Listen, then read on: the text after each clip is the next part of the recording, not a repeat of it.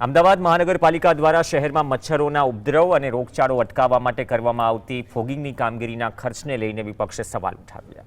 આ વર્ષે ફોગિંગની કામગીરી માટે મનપા દ્વારા 12 કરોડનું તોતિંગ બજેટ મંજૂર કરાયું, જેને લઈને સત્તાધારી પક્ષ અને વિપક્ષ સામસામે આવ્યા। સ્ટેન્ડિંગ કમિટીના ચેરમેન કમલેશ પટેલે બજેટ વધારાનો બચાવ કરતા કહ્યું કે ગત વર્ષે 10.94 કરોડનું બજેટ મંજૂર કરાયું, જેમાંથી 5.57 કરોડની ચૂકવણી થઈ। અગાઉ શહેરમાં 19,34,000થી વધુ ઘરો હતા, જે વધીને 22,88,000 પહોંચ્યા છે। મકાનનું સંખ્યા વધતા કામગીરી માટે મેન પાવર પણ વધ્યો। બીજી તરફ કોંગ્રેસ કોર્પોરેટર નીરવ બક્ષીએ આ કામગીરી સામે ભ્રષ્ટાચારના ગંભીર આક્ષેપ કરી વસ્તી અને મકાનોના વધારાના બહાના હેઠળ માત્ર કોન્ટ્રાક્ટરોને રૂપિયા વધારી આપવામાં આવી રહ્યા હોવાનો આક્ષેપ કર્યો।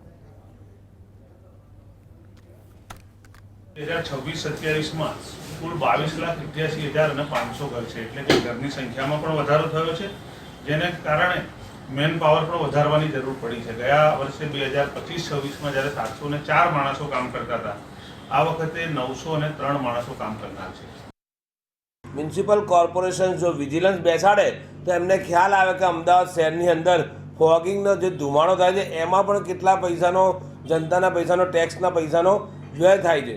બીજી વાત કે અમદાવાદ શહેરમાં જ્યારે 30થી વધારે વિસ્તારો એવા છે કે જે બીમાર હાલતમાં છે। મોટાભાગના જ્યારે ઘાટોડા વિધાનસભા જેવો મુખ્યમંત્રીશ્રીના વિસ્તારમાં પણ જો 300થી વધારે કેસો ત્યારે ઝાડા ઉલટીના થઈ શકતા હોય તો એ બહુ નિંદનીય બાબત છે।